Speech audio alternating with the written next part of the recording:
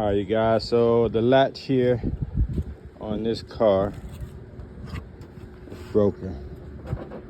See that? It's all mangled up, so when I close it,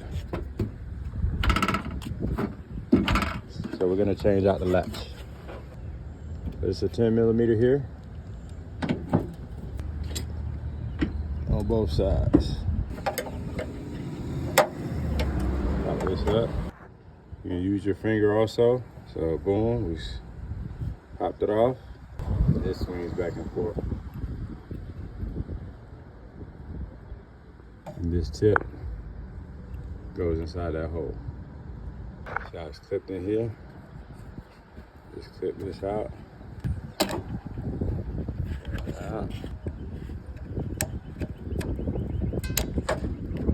Make sure they fit.